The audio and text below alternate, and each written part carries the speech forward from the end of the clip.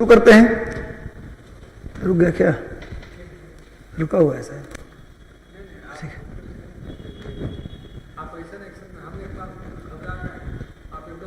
चलिए भाई, तो मिशन 50 के करंट अफेयर सीरीज में आपका स्वागत है। फिर से कुछ बेहतरीन करंट, नए जोश, नए ऊर्जा के साथ हम उपस्थित हैं। तो आप लोग भी जल्दी से जोश और जुनून के साथ जल्दी से सेशन के साथ जुड़ जाएं और सेशन को अधिकतम शेयर कर दें। सेशन के लिंक को सारे ग्रुप में शेयर कर दो भाई, सारे ग्रुप में शेयर कर दो सेशन के लिंक को। चैनल पर नए हो तो जल्दी से चैनल को सब्सक्राइब कर लो, बेल आइकन दबा दो ताकि हमारा सभी नोटिफिकेशन आपको मिलता रहे। तो लगातार सेशन के साथ जुड़ जाओ, लगातार सेशन के साथ जुड़ जाओ, सेशन को शेयर कर दो, सेशन के साथ जुड़ जाओ। गुड इवनिंग विकास जी, सरोज कुमार जी, आरबी राज, कुंदन भारती, एनके शर्मा, पूजा कुमारी, सरोज कुमारी, जितने लोग जुड़े हैं सभी लोग जल्दी से सेशन को शेयर कर दें। N K Sharma ji, R K Raman ji, R K Raman, सभी लोग जितने लोग हैं जल्दी से जुड़ जाओ। निशा, नाहिद, परवीन, श्वेता कुमारी, सभी को शुभकामना, सभी को आशीर्वाद, सभी को गुड इवनिंग, आशीर्वाद आरके रमन जी, हाँ बिल्कुल आशीर्वाद, सबको आशीर्वाद। श्वेता कुमारी गुड इवनिंग, गुड इवनिंग, सबको गुड इवनिंग, सबको आशीर्वाद, सबको शुभ संध्या। तो चलिए हम लोग आज का करंट अफेयर देखते हैं। सभी लोग जल्दी से सेशन के साथ जुड़ जाएं, सभी लोग जल्दी से सेशन के साथ जुड़ जाएं। सेशन को अधिकतम क्या कर दें? शेयर कर दें, सेशन को अधिकतम शेयर कर दें।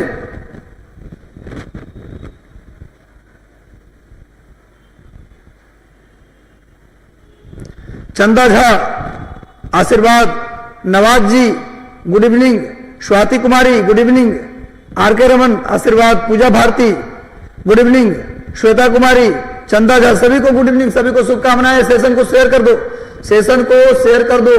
आज का तारीख है 16 फरवरी। आज कितना तारीख है भैया? 16 फरवरी। तो आज का करंट अफेयर हम लोग देखेंगे, बेहतरीन करंट अफेयर।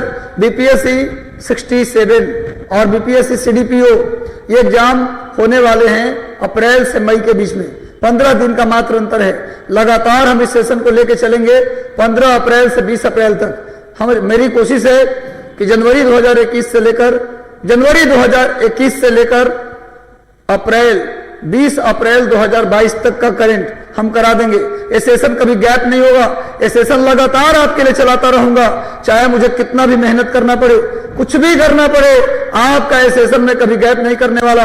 अब लगातार करंट अफेयर के लिए आप निश्चिंत हो जाओ, करंट अफेयर के लिए बिल्कुल हमारे ऊपर छोड़ दो, तुम्हारी चिंता मैं लेकर चलूंगा। लेकिन सेशन को शेयर कर दो, सेशन अच्छा लगता है तो सेशन को लाइक कर दो, सेशन अच्छा लगता है तो सेशन को लाइक कर दो और अधिकतम सेशन को शेयर कर दो।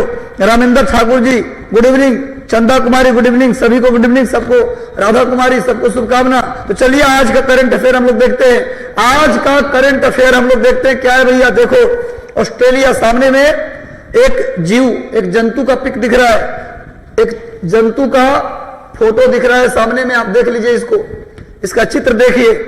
इसका नाम है कोआला, इसका नाम है कोआला। ये ऑस्ट्रेलिया के क्वींसलैंड राज्य और न्यू साउथ वेल्स में रहता है। ऑस्ट्रेलिया के न्यू साउथ वेल्स और क्वींसलैंड में ये जीव पाया जाता था, लेकिन अभी हाल ही में ऑस्ट्रेलिया की सरकार ने इसे विलुप्त प्रजाति में शामिल किया है। ऑस्ट्रेलिया की सरकार ने इसे विलुप्त श्रेणी में रखा है। किसको से रखा है भैया? कोलावा, ये जो है कोआला जो है उसे विलुप्त प्रजाति में ऑस्ट्रेलिया की सरकार ने शामिल किया है। और ये कहां मिलता है ऑस्ट्रेलिया में? ये ऑस्ट्रेलिया में कहां मिलता है स्टूडेंट्स? न्यू साउथ वेल्स और क्वींसलैंड। न्यू साउथ वेल्स और कहां मिलता है? क्वींसलैंड में मिलता है। न्यू साउथ वेल्स और क्वींसलैंड। एंड शेयर कर दीजिए, जितने भी आपके ग्रुप्स हैं वहां पर सेशन को शेयर कर दीजिए। हर एक ग्रुप में, व्हाट्सएप ग्रुप, टेलीग्राम ग्रुप और फेसबुक, हर जगह सेशन को शेयर कर दो। हम चाहते हैं, मेरी इच्छा है, कभी कभी मेरी इच्छा से भी काम कर लिया करो, इतना मेहनत मैं आपके लिए करता हूं। शेयर कर दो, सभी ग्रुप में शेयर कर दो, अपने सारे मित्रों के पास शेयर कर दो। सेशन अच्छा लगता हो तो लाइक कर दो। तो कोआला एक प्रजाति है, ये देख रहे हैं आप, ये विलुप्त श्रेणी में आ गया है ऑस्ट्रेलिया के अंदर। तो ऑस्ट्रेलिया सरकार ने इसे विलुप्त प्राय घोषित किया है। ये ऑस्ट्रेलिया में कहां रहता है भाई? क्वींसलैंड, ऑस्ट्रेलिया के क्वींसलैंड और न्यू साउथ वेल्स में रहता है। और मैं बता दूं कि अभी हाल ही में हाल ही में क्वाड QUAD क्वाड के विदेश मंत्रियों का सम्मेलन कहाँ हुआ है? मैंने बताया है, क्वाड के विदेश मंत्री का सम्मेलन ये हुआ मेलबर्न में। मैंने बताया था मेलबर्न में। अभी हाल ही में भारत के विदेश मंत्री एस जयशंकर कहाँ गए हुए थे? ऑस्ट्रेलिया के मेलबर्न गए हुए थे। तो मेलबर्न में हुआ है क्वाड के विदेश मंत्रियों का सम्मेलन, ये भी ऑस्ट्रेलिया में हुआ है भाई। और अभी कोआला प्रजाति जो ऑस्ट्रेलिया की है वो क्या हो गया भाई? विलुप्त श्रेणी में आ गया है। अगर बात करें ऑस्ट्रेलिया की, बात थोड़ी सी कर ले हम। अगर ऑस्ट्रेलिया की बात आप करते हैं तो ये ऑस्ट्रेलिया का मैप है, देख लीजिए ध्यान से, ये ऑस्ट्रेलिया का मैप है। ऑस्ट्रेलिया का ये मैप है, यहां देख लो, ये ऑस्ट्रेलिया है। ऑस्ट्रेलिया ध्यान से देख लो भाई। ऑस्ट्रेलिया में यहां पर एक जगह है, इसका नाम है डार्विन। ऑस्ट्रेलिया में यहां है डार्विन, यहां है पर्थ और यहां है सिडनी। थोड़ा सा मैपिंग भी करा देता हूं आप लोगों का। पर्थ से सिडनी को जोड़ने के लिए एक रेलवे लाइन चलती है, एक रेलवे लाइन है पर्थ से सिडनी के बीच एक रेलवे लाइन है। इसे बोला जाता है trans Australian railway. Trans Australian railway इसका नाम है। रेलवे किसको जोड़ता है? पर्थ को सिडनी से। पर्थ को सिडनी से जोड़ने वाला रेलवे का नाम क्या है? ये नाम है ट्रांस ऑस्ट्रेलियन रेलवे। डार्विन को बोलते हैं gateway of Australia. Gateway of Australia Darwin को बोला जाता है, डार्विन को बोला जाता है गेटवे ऑफ ऑस्ट्रेलिया। और ऑस्ट्रेलिया को बोला जाता है सूखा महादेश। ऑस्ट्रेलिया को क्या बोलते हैं? सूखा महादेश। ऑस्ट्रेलिया को सूखा महादेश या प्यासी भूमि का देश भी कहते हैं। ऑस्ट्रेलिया को प्यासी भूमि का देश भी कहते हैं। ऑस्ट्रेलिया को प्यासी भूमि का देश भी कहते हैं। ऑस्ट्रेलिया को प्यासी भूमि का देश, सूखा महादेश, पर्थ से सिडनी के बीच ट्रांस ऑस्ट्रेलियन रेलवे, डार्विन को बोलते हैं गेटवे ऑफ ऑस्ट्रेलिया। इतना ही नहीं, यहां पर जो डेजर्ट है, यहां पर जो मरुस्थल है, उसका नाम है, मरुस्थल का नाम क्या है भैया? ग्रेट विक्टोरिया मरुस्थल। ग्रेट विक्टोरिया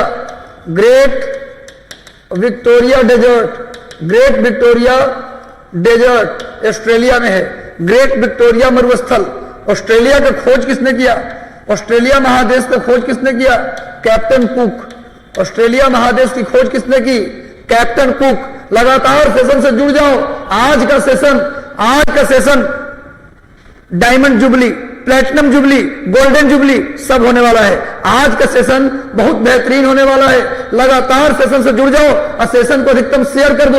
सेशन को अधिकतम शेयर कर दो। मैं बार बार बोलता हूं, शेयर कर दो, शेयर कर दो, शेयर कर दो।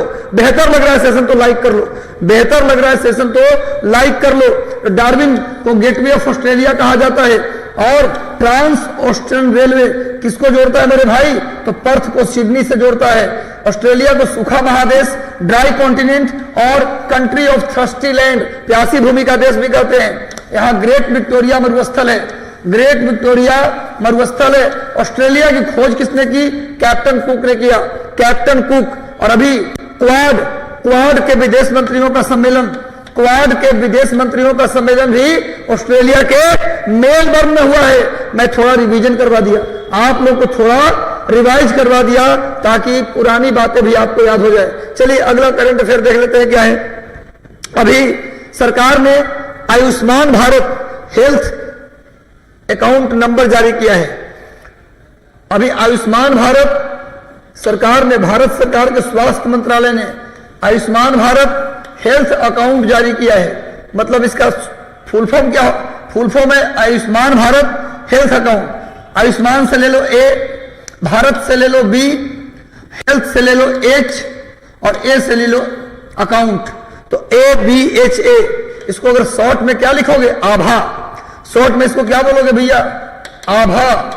आभा का मतलब आयुष्मान भारत हेल्थ अकाउंट। सरकार ने एक 14 अंकों की क्या जारी किया है? जैसे आप आधार नंबर होता है ना जी, पैन नंबर, पैन कार्ड का नंबर, आधार कार्ड का number, mobile number, account number, bank का अकाउंट नंबर, वैसे ही आयुष्मान भारत योजना से यदि लाभ ले रहे हैं आप जानते हैं कि कुछ साल पहले मोदी जी ने क्या किया था? एक परिवार के ऊपर 5 लाख रुपए तक का क्या किया था, हेल्थ कवरेज दिया था।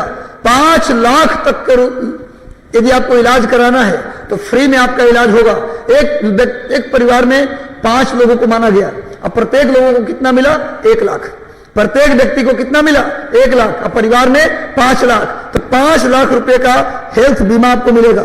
आपको अगर कोई बीमारी होती है तो 5 लाख तक पूरे परिवार को मिलेगा बीमा कवरेज। इसके लिए मोदी जी ने शुरू किया था आयुष्मान भारत योजना, और उस योजना के तहत अभी क्या किया गया है, आयुष्मान भारत हेल्थ अकाउंट शुरू किया गया है। उसके लिए कितना नंबर आपको जारी होगा, 14 डिजिट, 14 डिजिट का आपको एक नंबर मिलेगा, यूनिक नंबर।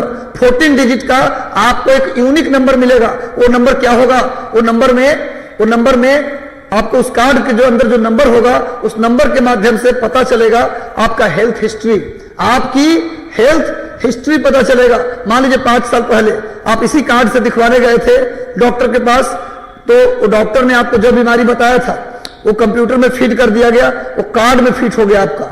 फिर अगर 4 साल बाद आप गए हैं दिखाने, तो पहले क्या करेगा, उस नंबर को डालेगा डॉक्टर अंदर, उस कार्ड को ट्रेस करेगा, आपकी सारा पुराना हेल्थ हिस्ट्री उसमें आ जाएगा कि आप पहले कौन सी बीमारी से ग्रसित रहे हैं, इसके बाद अब कौन सी बीमारी है, क्या स्थिति है। ऐसे में क्या होगा, आपका इलाज करना आसान होगा। तो भैया अभी Ayushman Bharat health account number जारी हुआ, कितने डिजिट का, ये याद रखना जरूरी है, 14 डिजिट का होगा। आभा नंबर दिया जाएगा आपको। इसके मदद से आयुष्मान भारत पोर्टल पर अपनी हेल्थ हिस्ट्री को आप अपलोड कर सकते हैं। अपनी हेल्थ हिस्ट्री, आप आज से 15 साल पहले कैसे थे स्वास्थ्य लेवल पे, आप आज से 10 साल पहले आपकी हालत क्या थी, और आज से 2 साल पहले आप क्या थे, और आज आप क्या हैं, ये पूरी हेल्थ हिस्ट्री को आप इस अकाउंट नंबर के माध्यम से क्या कर सकते हैं, आयुष्मान भारत पोर्टल पर उसको आप अपलोड कर सकते हैं, ताकि उसको क्या किया जाए, आराम से डॉक्टर उसका इलाज कर सके और स्वास्थ्य देखभाल में आसानी हो। तो आभा अकाउंट कितने डिजिट का होगा, 14 डिजिट का। कितना डिजिट होगा उसके अंदर, 14 डिजिट। सामने देखिए लिखा हुआ है, सामने देख लीजिए, भारत सरकार का यह आयुष्मान भारत पोर्टल है, क्रिएट योर आभा अकाउंट। यहां पर आभा अकाउंट है, आप आराम से अपने आप भी क्या कर सकते हैं, क्रिएट कर सकते हैं। यहां पर दिया हुआ है क्रिएट, क्या है, जनरेट भाया आधार।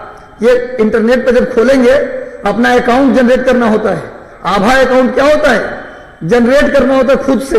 तो क्रिएट भाया आधार कार्ड या क्रिएट भाया ड्राइविंग लाइसेंस, ये 2 माध्यम से आप क्या कर सकते हैं, अपना आभा अकाउंट खोल सकते हैं। आभा का मतलब Ayushman Bharat health account. Ayushman Bharat health account कितने नंबर का होगा, 14 नंबर का होगा। उसमें क्या डालेंगे आप, अपनी हेल्थ हिस्ट्री को डालेंगे, अपनी हेल्थ हिस्ट्री को डालेंगे। और कैसे खुलेगा, आधार कार्ड के माध्यम से या फिर ड्राइविंग लाइसेंस के माध्यम से। देखो सामने में दिया हुआ है, या तो आप आधार कार्ड से खोल लो या फिर ड्राइविंग लाइसेंस से खोल लो। चलो भाई सेशन को शेयर कर दो, बेहतरीन सेशन आज होने वाला है। आज का सेशन माइंड ब्लोइंग होने वाला है, आपका दिल गार्डन गार्डन हो जाएगा इस सेशन को करके। यानी कि आप अपने आप को कंफर्ट जोन में महसूस करेंगे। इस करंट के करने के बाद आपको लगेगा कि मैं अब कंफर्टेबल जोन में हूं, मुझे करंट से कोई डर नहीं। रजनीश सर है हमारे साथ, करंट का मुझे कोई दिक्कत नहीं, कोई दिक्कत नहीं। अब करंट का होने वाला, आज के बाद कोई दिक्कत नहीं, लेकिन समझना होगा, रिवीजन करना होगा, पुराना जितना पढ़ाया हूं सबका रिवाइज करना होगा और डेली टाइम से जुड़ना होगा। तो भाई अब टीबी के जांच, टीबी ट्यूबरक्लोसिस नाम सुना है भैया, ट्यूबरक्लोसिस जो बीमारी है, किसको टीबी है और किसको टीबी नहीं है, उसकी जांच के लिए क्या लिया जाता था सैंपल में, कफ, बबलगम। आपका जो बबलगम है उसको पॉलिथीन में करके ले जाइए, उसको टेस्ट करते थे और उसके बाद बताते थे कि आपको टीबी है कि नहीं है। अब आपको बबलगम ले जाने की जरूरत नहीं है, आप जाके एक एप्लीकेशन होगा, उसके सामने खाली खांस दीजिए, खांसी की आवाज से पकड़ लेगा कि टीबी है कि नहीं है। यानी बबलगम ले जाने की जरूरत नहीं है। तो एक एप्लीकेशन अभी डेवलप किया है, स्वास्थ्य मंत्रालय ने एक एप्लीकेशन डेवलप किया है। उस एप्लीकेशन का नाम है मेरे बच्चों कफ कलेक्शन एप्लीकेशन। कफ कलेक्शन एप्लीकेशन। आपको कफ ले जाने की जरूरत नहीं है, बस खांस दीजिए, साउंड से बता देगा कि टीबी है कि नहीं है। और टीबी जो बीमारी है वो किससे होता है, टीबी बीमारी जीवाणु से होता है। किससे होता है मेरे भाई, जीवाणु, बैक्टीरिया, जीवाणु से होने वाली बीमारी है। Triple T, T T T, 3 को टी लिख दिया हो भैया, triple T, TB, tuberculosis, typhoid और टिटनस, ये तीनों किससे होता है? जीवाणु से। जीवाणु से होने वाली बीमारी ट्रिपल टी। थोड़ा बायोलॉजी भी पढ़ा देता हूं, थोड़ा बायो पढ़ा देता हूं। बायोलॉजी मतलब कि जीवाणु से होने वाली बीमारी ट्यूबरक्लोसिस, जिसको शॉर्ट में टीबी कहते हैं। दुबला पतला आदमी होता है तो बिहार में क्या बोलते हैं? अगर आदमी इससे भी टीबी नहीं भी है, आज ज्यादा दुबला गया तो क्या बोलते हैं? क्या महाराज टीबी आ गए हैं क्या? नहीं बोलता क्या महाराज हम टीबी आ गए जी। तो टीबी आना माने टीबी हो जाना। तो मेरे भाई, तो टीबी, ट्यूबरक्लोसिस, टाइफाइड और टिटनस। टिटनस माने देखा था, जब कट जाता है लोहा से तो टिटनस हो जाता है। तो टिटनस, टिटनस का मतलब धनुष टंकार। टिटनस को हिंदी में क्या बोलते हैं? धनुष टंकार। ये तीनों बीमारी किससे होता है? जीवाणु से। तब टीबी के लिए आपको अपना सैंपल, कफ का सैंपल ले जाने की जरूरत नहीं है। अब आपको खांसी से ही पकड़ लिया जाएगा। क्या पकड़ लिया जाएगा भाई? कि आपको टीबी है कि नहीं है। कफ कलेक्शन एप्लीकेशन नोट कर लो। कफ कलेक्शन ऐप डेवलप किया गया है। कफ कलेक्शन एप्लीकेशन डेवलप किया गया है हाल ही में स्वास्थ्य मंत्रालय के द्वारा। देखो सामने कफ कलेक्शन एप्लीकेशन जो मोबाइल में है, उसका चित्र मैंने दे दिया है। इस तरीके से आप खांसेंगे और आपको बता देगा कि आपको टीबी है कि नहीं है। इस एप्लीकेशन बता देगा आपको कि टीबी है कि नहीं है। अब देखो मेरे भाई, जब आप लोग देख लेते हैं, जिसके साथ खांसी की आवाज से टीबी का बीमारी पता चल जाएगा। टीबी बैक्टीरिया से होने वाली बीमारी है। TB, tuberculosis, typhoid, tetanus, diarrhoea, diphtheria, leprosy, plague, gonorrhoea, cholera, pneumonia, syphilis, whooping cough, ये सब किससे होता है भाई? बैक्टीरिया से। और वायरस से क्या होता है मेरे भाई? क्या होता है वायरस से? AIDS, hepatitis, herpes, meningitis, hydrophobia, measles, खसरा, उसके बाद स्मॉल पॉक्स और इन्फ्लुएंजा। ये सब किससे होता है? वायरस से होता है। और दाद, खाज, खुजली, गंजापन और एथलीट फूट, ये सब किससे होता है? फंगस से। किससे होता है? फंगस यानी कवक से। और प्रोटोजोआ से मलेरिया, पेचिस, कालाजार, स्लीपिंग सिकनेस, ये सब किससे होता है? प्रोटोजोआ से। तो सब याद रखिए, बीपीएससी में बीमारी से एक सवाल रहना ही रहना है, चाहे कोई भी बीमारी हो। एक सवाल डिजिट से पूछते हैं। मैंने बोला हूं ये रिकॉर्ड वीडियो में, जब सेशन समाप्त हो जाएगा तो इन बीमारियों के नाम आप नोट कर लेना, एकदम से इंपॉर्टेंट है। हर एक एग्जाम में डिजिट से बीमारी से एक प्रश्न रहता ही है। अगला करंट देखता हूं मेरे भाई, नेक्स्ट करंट देख लो। 2 फरवरी को, अभी फरवरी महीने में ही 2 फरवरी को प्रतिवर्ष हर एक साल क्या मनाते हैं? विश्व आर्द्र भूमि दिवस यानी world wetland day. World wetland day note कर लो। विश्व आर्द्र भूमि दिवस, विश्व आर्द्र भूमि दिवस ये कब मनाते हैं? पहला करंट तो ही है। विश्व आर्द्र भूमि दिवस कब मनाया जाता है बताओ?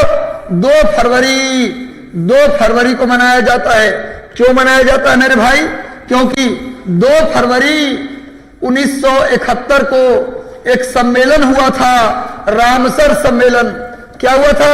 रामसर सम्मेलन हुआ था। रामसर सम्मेलन ईरान में एक जगह है, ईरान में एक प्लेस है रामसर। जैसे बिहार में पटना है, भारत में दिल्ली है, उसी प्रकार से ईरान में एक जगह है। क्या?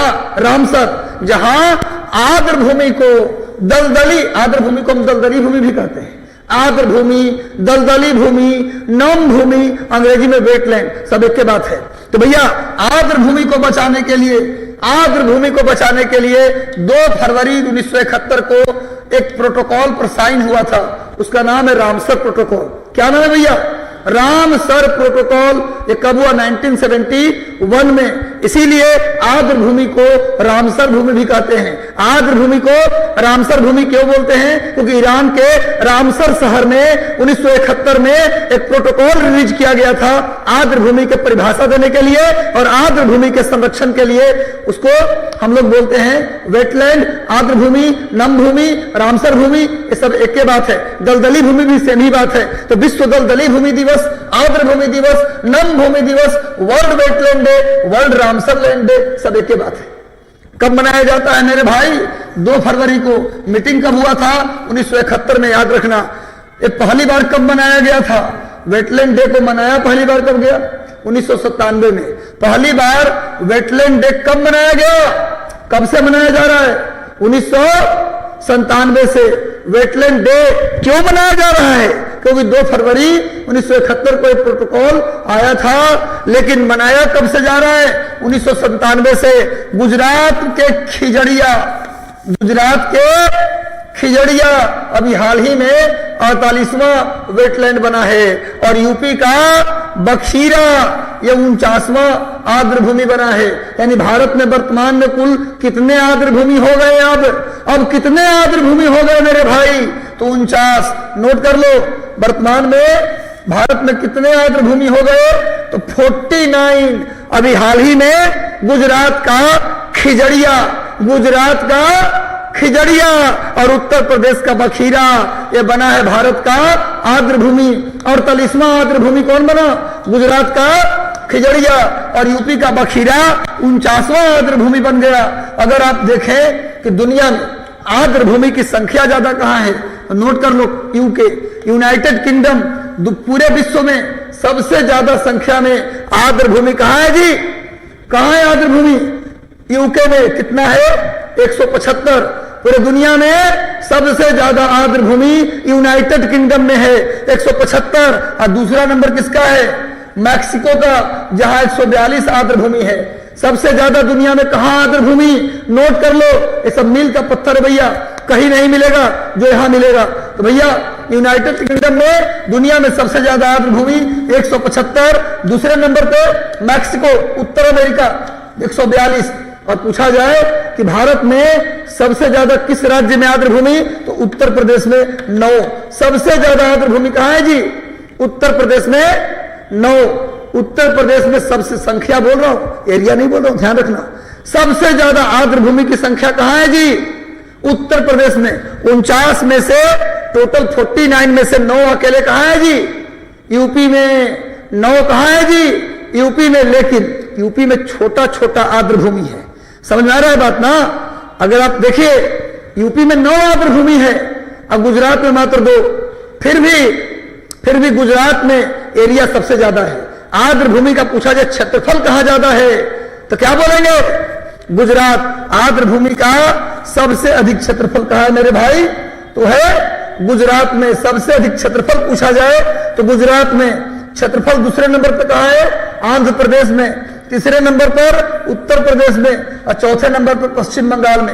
एरिया के हिसाब से पूछा जाए, यानी कि आर्द्रभूमि का क्षेत्रफल इंडिया में सबसे ज्यादा किस राज्य में? गुजरात में। याद कर लो यहीं पर। उसके बाद आंध्र प्रदेश में एरिया, उसके बाद यूपी में, और उसके बाद पश्चिम बंगाल में एरिया। लेकिन अगर संख्या पूछा जाए कि इंडिया में किस राज्य में सबसे ज्यादा आर्द्रभूमि है, तो उत्तर प्रदेश में 9। उत्तर प्रदेश में 9। और सबसे छोटा आर्द्रभूमि कहां है? तो हिमाचल प्रदेश का रेणुका। नोट कर लो, हिमाचल प्रदेश का रेणुका, ये सबसे छोटा। हिमाचल प्रदेश का रेणुका आर्द्रभूमि ये भारत का सबसे छोटा आर्द्रभूमि है। हिमाचल प्रदेश का रेणुका। जल्दी से सेशन को शेयर कर दो, सेशन को शेयर कर दो मेरे भाई, सेशन को शेयर कर दो। अब बिहार में एक है, कहां? कांवर झील। बिहार में बेगूसराय का कांवर झील, बिहार में एक है बेगूसराय का कांवर झील। सेशन को शेयर कर दो। सेशन अच्छा लगा तो जल्दी से लाइक बटन दबा दो। सभी लोग, जितने लोग जुड़े हो, जल्दी से लाइक कर दो और सेशन को अधिकतम शेयर कर दो। सेशन को अधिकतम शेयर कर दो। तुम लोग शेयर नहीं करते, शेयर नहीं करोगे हमारा मेहनत कम होता जाएगा। शेयर करोगे और ज्यादा मेहनत करूंगा, इतना ज्यादा करूंगा कि बस समझ लो कि तुम्हारा काम 90% आसान कर दूंगा। सारे काम करके लाऊंगा, एमसीक्यू भी लाऊंगा, टॉपिक वाइज एमसीक्यू भी लाने की कोशिश करूंगा। लेकिन उसके लिए आप शेयर करना पड़ेगा। बिहार के कोने कोने तक इस वीडियो की रोशनी पहुंचानी होगी आपको। पूरे भारत में बीपीएससी देने वाले जो स्टूडेंट हैं, कश्मीर से कन्याकुमारी तक जो जॉब कर रहे हैं, वो भी बीपीएससी देते हैं। यदि आपके पहचान के हैं और बीपीएससी दे रहे हैं तो वीडियो का लिंक वहां जाना चाहिए। हम चाहते हैं कि इसका लाभ सबको मिले, सबको मिले। और ये मेरा टारगेट सिर्फ बीपीएससी नहीं है, 5 जून को होने वाला यूपीएससी और 12 जून को होने वाला उत्तर प्रदेश पीसीएस और 3 अप्रैल को होने वाला उत्तराखंड लोक सेवा आयोग, इन सबको मैं टारगेट करके चल रहा हूं और इस तरीके से पढ़ा रहा हूं डिटेल, ताकि आपको कहीं भी कोई क्वेश्चन न छूटे। तो भैया सबसे ज्यादा आर्द्र भूमि यूपी और एरिया के हिसाब से सबसे ज्यादा एरिया गुजरात और बिहार में एक आर्द्र भूमि बेगूसराय का कांवर झील, बेगूसराय का कांवर झील। इतना ही नहीं मेरे भाई, इतना ही नहीं, भारत का सबसे छोटा आर्द्र भूमि रेणुका कहां है भाई? हिमाचल प्रदेश में। तो लगातार सेशन से जुड़ जाओ, सेशन अच्छा लग रहा है तो सेशन को शेयर कर दो। और दुनिया में सबसे ज्यादा आर्द्र भूमि यूके में 175 और दूसरे नंबर पर मैक्सिको में 142, 142 नोट कर लो। आगे आते हैं नेक्स्ट, अगला current affair, world cancer day. World cancer day मनाया जाता है प्रतिवर्ष विश्व कैंसर दिवस मनाते हैं 4 फरवरी को। 4 फरवरी को प्रतिवर्ष क्या मनाते हैं? विश्व कैंसर दिवस। लेकिन इसका एक नियम है, इसका एक नियम है कि इसकी जो थीम होती है, इसकी जो थीम होती है, इसका थीम वो 3 साल के लिए तय किया जाता है। कितने साल के लिए? एक बार थीम हो गया तो लगातार हर एक साल क्या रहेगा? वही थीम रहेगा। क्लियर है? तो भैया विश्व कैंसर दिवस 4 फरवरी, इसका भी थीम दिया गया है केयर गैप बंद करें, क्लोज द केयर गैप। इसका थीम है वर्ल्ड कैंसर डे, इसका थीम है क्लोज माने बंद करें, care gap, close the care gap, close the care gap, ये थीम है। कब से कब तक के लिए बताओ? इस बार का थीम बना है तो कब तक होगा? 2022 से लेकर कब तक होगा जी? 22 का होगा, 23 का होगा और 24 का होगा। 22, 23, 24 3 साल के लिए होता है, 2024 तक के लिए, 2022 से 2024। लेकिन इससे पिछले साल 2019 से 22 तक का कौन था? 2019 से 22 तक क्या था? मैं हूं और मैं रहूंगी, मैं हूं और मैं रहूंगी, ये थीम था। कब से कब तक के लिए? 19 से 21 तक के लिए। 19 से 21 तक का थीम क्या था? मैं हूं और मैं रहूंगी। अब 22 से 24 तक का थीम क्या है? केयर गैप बंद करें। अगले साल का भी 4 फरवरी को कैंसर डे मनाएंगे तो कौन से थीम के साथ मनाएंगे? किस थीम के साथ मनाएंगे? केयर गैप बंद करें, केयर गैप बंद करें। अगले साल भी पूछा जाए क्वेश्चन आपसे 2023 में भी कोई परीक्षा में, तो यही आंसर होगा। थीम क्या होगा? केयर गैप बंद करें। और ये 3-3 साल का निर्णय कब लिया गया? 2016 से ऐसा चल रहा है। 2016 से पहले प्रत्येक साल का एक थीम अलग होता था। अब 2016 से क्या नियम बना दिया गया? तब जो थीम बनेगा तो 3 साल तक वो सेम थीम रहेगा।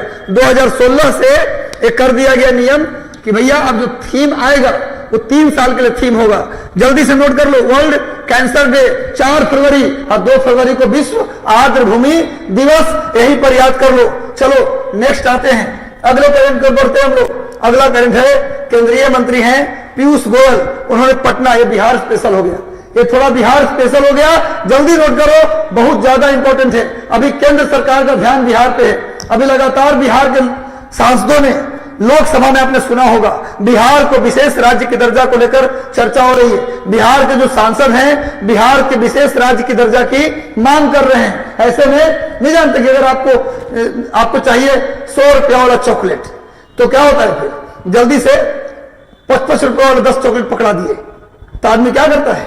100 रुपया वाला चॉकलेट भुला जाता है। तो वही किया जा रहा है। उधर विशेष राज्य की दर्जा का मांग किए तो क्या कहा गया? कुछ जहां पर था उसका बिहार में रोड का उद्घाटन हो रहा है, तो पुल का उद्घाटन हो रहा है, सब कुछ का उद्घाटन चल रहा है, ताकि बिहार के नेता दोबारा इस चीज की मांग न करें। हम मांगे तो हम बोले कि जब आपको विकास हो ही रहा है तो विशेष राज्य लेके क्या करिएगा?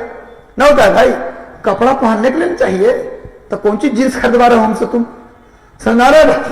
तो कहने का मतलब यह है कि बिहार को क्या किया जा रहा है? फुसलाया जा रहा है।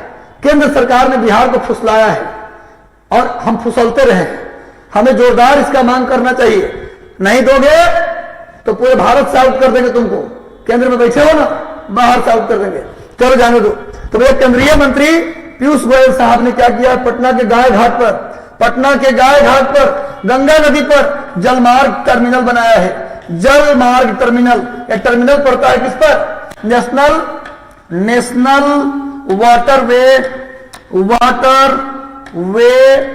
1, जो इलाहाबाद को हल्दिया से जोड़ता है। हल्दिया नोट कर लो, नेशनल वाटरवे 1, नेशनल वाटरवे 1, राष्ट्रीय जलमार्ग संख्या 1। राष्ट्रीय जैसे होता है ना NH1 NH2, जैसे रोड में होता है ना जी NH1 NH2 NH3, वैसे ही नदी में भी क्या होता है, national waterway 1, national waterway 2, national waterway 3। तो नेशनल वाटरवे 1 जो है ना, नेशनल वाटरवे जो 1 है वो जोड़ता है इलाहाबाद को हल्दिया से। कौन सी नदी में, कौन सी नदी में, गंगा में। तो इलाहाबाद से हल्दिया के बीच क्या पड़ता है, पटना बीच में पड़ता है जी। इलाहाबाद यूपी में, अब बंगाल में हल्दिया, तो क्या उड़ के चल जाएगा कि पटना होइए के जाएगा? तो पटना रास्ता में पड़ता है ना। तो गाय घाट पर गंगा नदी में एक क्या बनाया गया है, जलमार्ग टर्मिनल। उसका उद्घाटन किया है हमारे माननीय केंद्रीय मंत्री पीयूष गोयल। केंद्रीय मंत्री पीयूष गोयल जी के द्वारा वीडियो कॉन्फ्रेंसिंग, आए नहीं थे, वीडियो कॉन्फ्रेंसिंग के माध्यम से क्या किया गया, नेशनल वाटरवे 1, इसकी कुल लंबाई नोट कर लो 1620 किलोमीटर। 1620 किलोमीटर, ये भारत के सबसे लंबा नेशनल वाटरवे है। नोट कर लो भाई, भारत की सबसे लंबी राष्ट्रीय जलमार्ग, भारत की सबसे लंबी जलमार्ग। नोट कर लो मेरे बच्चों, नोट कर लो मेरे भाई, मेरे बंधु, नोट कर लो जल्दी से। आपको पूछा जाएगा कि भारत की सबसे लंबी जलमार्ग, तो नेशनल वाटरवे 1, राष्ट्रीय जलमार्ग संख्या 1, भारत की सबसे लंबी जलमार्ग है, जो जोड़ता है उत्तर प्रदेश को इलाहाबाद से, उत्तर प्रदेश के इलाहाबाद से किससे जोड़ता है, बंगाल के हल्दिया को जोड़ता है। कुल लंबाई 1620 किलोमीटर, रास्ते में मिलता है पटना। तो पटना में एक वाटर टर्मिनल बनाया है, उसका उद्घाटन किसने किया, पीयूष गोयल ने किया है। गाय घाट पटना, कभी पटना आ जाओ यूपी वालों, हरियाणा वालों, कभी बिहार आके देखो, घूमने का स्थान यहां भी है। हम भी चाहते हैं कि सभी लोग जहां से भी देख रहे हैं, हरियाणा से देख रहे, मैं हरियाणा में पढ़ाया हूं, रोहतक पढ़ाया हूं, हिसार पढ़ाया हूं, पानीपत सोनीपत पढ़ाया हूं, उत्तर प्रदेश में लखनऊ पढ़ाया हूं, आगरा मेरठ पढ़ाया हूं, और पटना और बिहार में मुजफ्फरपुर पढ़ाया हूं। जहां भी मैं पढ़ाया, मैं बताऊं कि हरियाणा के बच्चों ने भी मुझे खूब प्यार दिया, और वही प्यार मैं चाहता हूं कि आज भी बरकरार रहे मेरे साथ। उत्तर प्रदेश के बच्चों ने भी मुझे खूब लाइक किया है। मुझे जो प्यार मिला है पूरे उत्तर भारत में, मुझे कोई शिकायत नहीं, हमें हर जगह से पूरा प्यार मिला। और मैं जो कुछ भी हूं आज आपकी वजह से हूं, तो मैं चाहता हूं कि मेहनत का परिणाम यह है कि भैया हर जगह जहां जहां भी आप हैं, इस सेशन को क्या कर दो, सेशन को शेयर कर दो, सेशन अच्छा लगा तो लाइक कर दो। भारत और वेस्ट इंडीज के बीच 3 मैच की श्रृंखला, अहमदाबाद थोड़ा छूट गया है लगता है, अहमदाबाद लिखा गया है, अहमदाबाद के मोटेरा स्टेडियम में हुआ है, अहमदाबाद के मोटेरा स्टेडियम में खेला गया है। भारत और वेस्ट इंडीज क्लीन स्वीप किया भारत ने वेस्ट इंडीज को क्या किया है जी, 3-0 से हरा दिया। 3 मैच, तीनों मैच कौन जीत गया, इंडिया। यानी हमने क्लीन स्वीप कर दिया है वेस्ट इंडीज। ये पड़ता है कैरेबियन सागर में। वेस्ट इंडीज कहां पड़ता है मेरे भाई, ये पड़ता है कैरेबियन सागर में। कैरेबियन सागर, वेस्ट इंडीज पड़ता है कैरेबियन सागर में, यानी कैरेबियन सी में पड़ता है। वेस्ट इंडीज पड़ता है कैरेबियन सी में पड़ता है, कैरेबियन सी में पड़ता है वेस्ट इंडीज। और इसके साथ इंडिया का मैच हुआ क्रिकेट, मोटेरा स्टेडियम अहमदाबाद। अब मैंने पिछले दिन बताया था कि दुनिया का सबसे बड़ा स्टेडियम मोटेरा स्टेडियम, और दुनिया का दूसरा सबसे बड़ा स्टेडियम मेलबोर्न ऑस्ट्रेलिया का स्टेडियम, और तीसरा सबसे बड़ा स्टेडियम जयपुर में बन रहा है। मैंने बताया था पिछले करंट में कि तीसरा सबसे बड़ा स्टेडियम कहां बन रहा है, जयपुर में, और दुनिया का सबसे बड़ा स्टेडियम मोटेरा अहमदाबाद, जहां नमस्ते ट्रंप कार्यक्रम हुआ था। और उसी मैदान में क्या हुआ है, वेस्ट इंडीज के साथ मैच हुआ, जिसमें भारत ने क्या किया, वेस्ट इंडीज को क्लीन स्वीप कर दिया। और बता दूं, एक रिकॉर्ड बना है, 1000 वनडे मैच, 1000 वनडे खेलने का दुनिया का एकमात्र टीम, 1000 वनडे मैच खेलने वाला टीम बन गया भारतीय टीम। 1000 मैच अभी तक किसी भी team, England, Australia, West Indies, Pakistan, कोई भी टीम 1000 वनडे अभी तक नहीं खेला है। 1000 इंटरनेशनल वनडे खेलने वाली टीम बन गई है। कौन, इन मैचों के साथ ही भारतीय टीम बन गई है। नोट कर लो, 1000 वनडे खेलने वाली टीम कौन बन गई, भारत। ये मैच कहां हुआ, अहमदाबाद में। और किसके बीच हुआ, भारत और वेस्ट इंडीज के बीच, जहां वेस्ट इंडीज को हमने हरा दिया, कंप्लीटली क्लीन स्वीप कर दिया। कोई बात नहीं, मोटेरा स्टेडियम का चित्र दिया हूं मैं, जहां पर नमस्ते ट्रंप, जब ट्रंप साहब आए तो बहुत भव्य स्वागत उनका किया गया और ट्रंप ने कहा भी कि पहली बार मैं इतना बड़ा भीड़ को संबोधित कर रहा हूं। उनको क्या पता कि यहां पर अगर भीड़ ना भी हो, इतना बड़ी जनसंख्या है यहां का कि यहां पर न चाहते हुए भीड़ हो जाता है ना। यहां पर बिना मकसद के भी लोग आ जाते हैं भीड़ में, भीड़ देख के लोग भीड़ बढ़ जाता है। अच्छा, भीड़ को बात है क्या, देखने चला जाएगा ये, बिना मतलब के भी यहां भीड़ बढ़ता है। नहीं, कुछ हो गया, कोई आदमी का एक्सीडेंट हो गया तो वहां भी देखिए 1000 आदमी खड़ा हो जाते हैं, काम है नहीं कुछ है। इतना फ्री लोग हैं कि क्या कहें।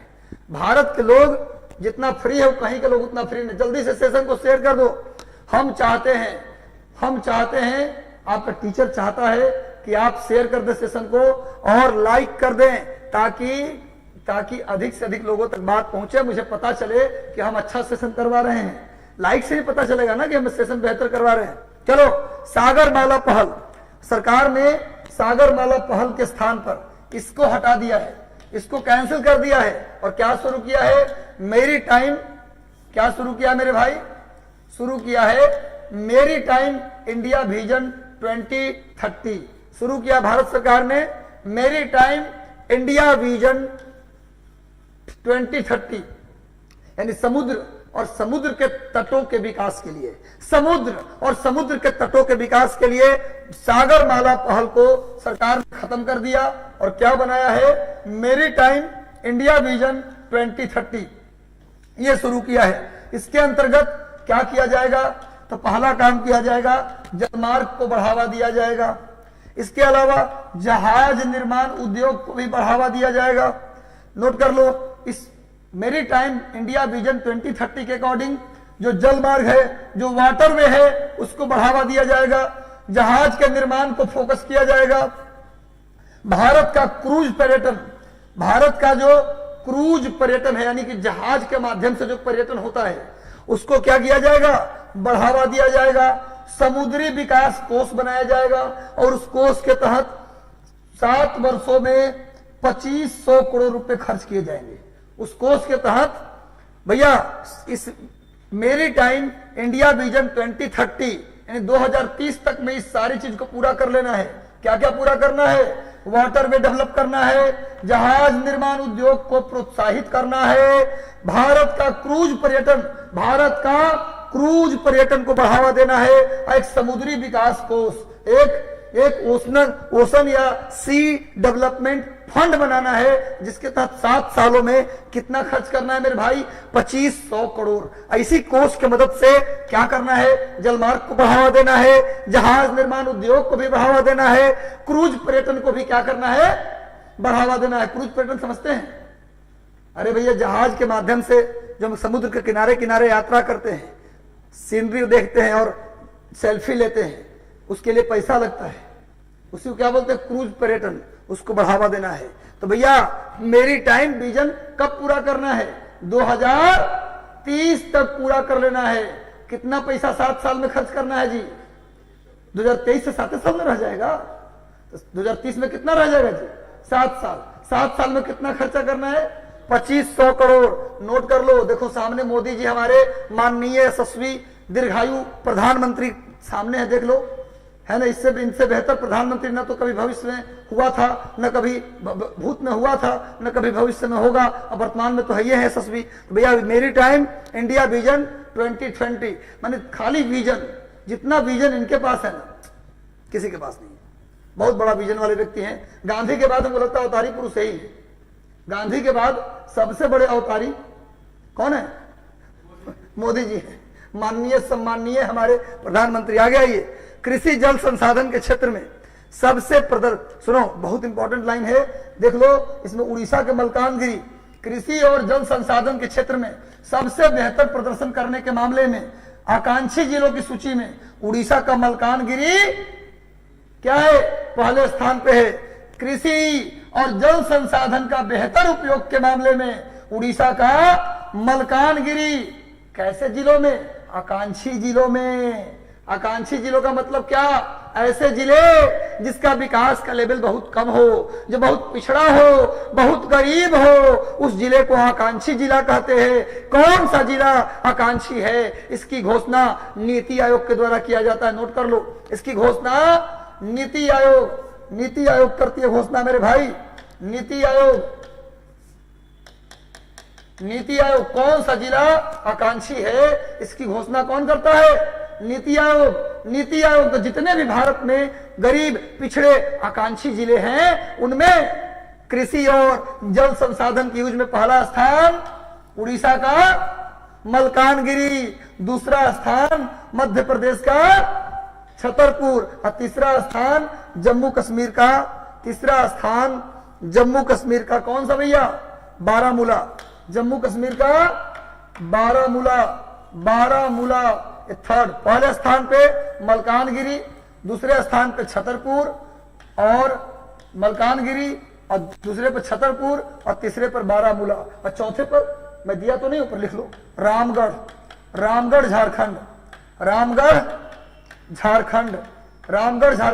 नोट कर लो, चौथे नंबर पे कौन है जी? रामगढ़ झारखंड। कैसा लग रहा है सेशन? कमेंट करके बता दो कैसा लग रहा है सेशन, कमेंट करके बता दो और पढ़ो, ना तो कान कबाड़ लेंगे और कबाड़ के चांद दिखा देंगे। भैया पढ़ाई करो, हमें रिजल्ट चाहिए, आपका रोल नंबर चाहिए लिस्ट में। अगर नहीं रहा तो सोच लो क्या करेंगे हम। रोल नंबर चाहिए हर हाल में। बीपीएससी का रिजल्ट आए, यूपी पीसीएस का रिजल्ट आए, हरियाणा पीसीएस का रिजल्ट आए, आरपीएससी का रिजल्ट आए, आप जिसकी तैयारी करते हैं हमें रोल नंबर चाहिए। चांद पर जाने आपको नहीं बोल रहा हूं, आपको चांद पर जाने नहीं बोल रहा हूं, आपको हाउस के अंदर बीपीएससी के अंदर जाने बोल रहा हूं। और उसके लिए क्या मेहनत है? खाली हिस्ट्री ज्योग्राफी पढ़ के चले जाएंगे। तो बीपीएससी के अंदर जाना है तो मॉडर्न हिस्ट्री, बायोलॉजी, केमिस्ट्री और करंट और बिहार स्पेशल को फोकस कर दो मेरे भाई। आपको कोई रोक नहीं सकता, प्री निकालने से आपको कोई रोक नहीं सकता। और सबसे आसान मुझे लगता है कि बिहार का पीसीएस होता है। तो बस मन लगा के पढ़िए, हो जाएगा। लगातार सेशन से जुड़े रहिए। तो भैया आकांक्षी जिलों में कृषि और वाटर मैनेजमेंट में पहला कौन है? उड़ीसा का मलकानगिरी। दूसरा कौन है? मध्य प्रदेश का छतरपुर। तीसरा कौन है? जम्मू कश्मीर का बारामूला। और चौथा कौन है? झारखंड का रामगढ़। वर्तमान में झारखंड में जब झारखंड बना तो कितने जिले थे? 18। बाद में 3 और जिले जुड़ गए। कौन कौन? एक सरायकेला खरसावां, दूसरा रामगढ़ और तीसरा खूंटी। रांची के बगल में जिला है खूंटी, है ना। ऊटी कहाँ है? तमिलनाडु में। खूंटी झारखंड में। चलिए, घर में मत बोल देना खूंटी सर घर में है, ऐसा मत बोल देना।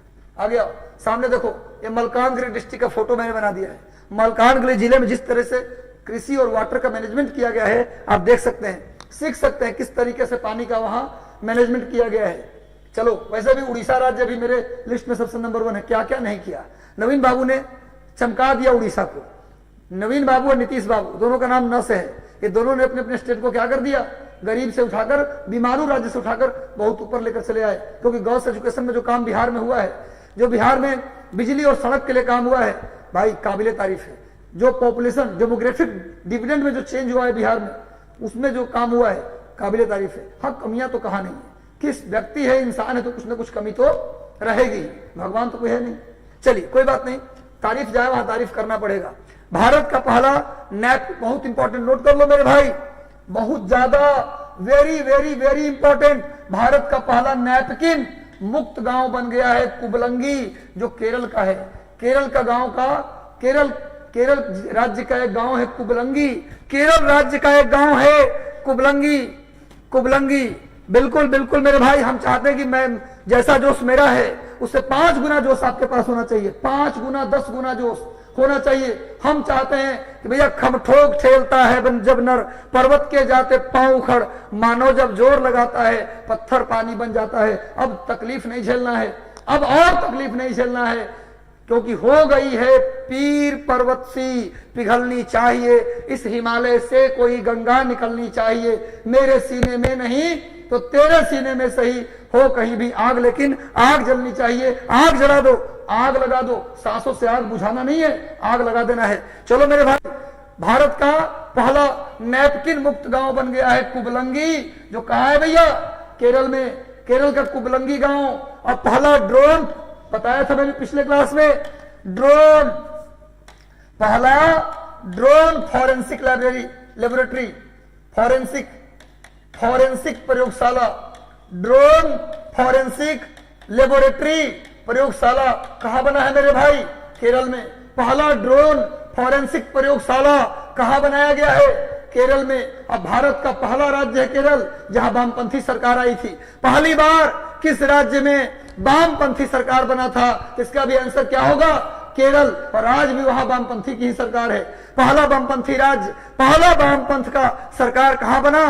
केरल में 1967 में, 1967 में। नोट कर लो। आगे चलते हैं मेरे भाई, नेक्स्ट करें। देखो सामने पिक दे दिया हूं, नैपकिन मुक्त गांव में लोग गए थे, कुबलंगी में, उसका चित्र दिया हूं। हमारे प्यारे राहुल गांधी जी भी चुनाव कहां से जीते हैं? केरल के वायनाड से, केरल के वायनाड से। और मैंने पिछले क्लास में बताया था कि भारत में सबसे ज्यादा थोरियम, सबसे ज्यादा थोरियम कहां मिलता है? केरल में। और केरल में भी कहा? कोल्लम। केरल में भी कहा? कोल्लम में। कोल्लम में सबसे ज्यादा थोरियम मिलता है। और केरल में एक, केरल की जो राजधानी है वह त्रिवेंद्रम, जहां पद्मनाभम स्वामी मंदिर है। पद्मनाभम स्वामी मंदिर। और केरल के समुद्र तट को मालाबार तट कहते हैं। केरल के समुद्र के तट को क्या बोलते हैं? मालाबार तट। मालाबार तट, जहां मोपला विद्रोह हुआ था 1921 में। जहां 1921 में क्या हुआ था? मोपला विद्रोह, मोपला विद्रोह हुआ था मालाबार, केरल में। मालाबार तट किसको बोलते हैं? केरल के समुद्र के तट को मालाबार कहते हैं। और केरल में 3 झील है महत्वपूर्ण, अष्टमुदी झील, पुनामदा झील और बेम्बनाद झील। बेम्बनाद झील, अष्टमुदी झील और पुनामदा झील, ये तीनों के तीनों झील कहां है? केरल में। और केरल में कौन सा त्योहार मनाया जाता है भाई? ओणम। केरल में कौन सा त्योहार मनाया जाता है? ओणम। और केरल में नृत्य कौन सा किया जाता है भाई? तो कौन सा नृत्य किया जाता है मेरे भाई?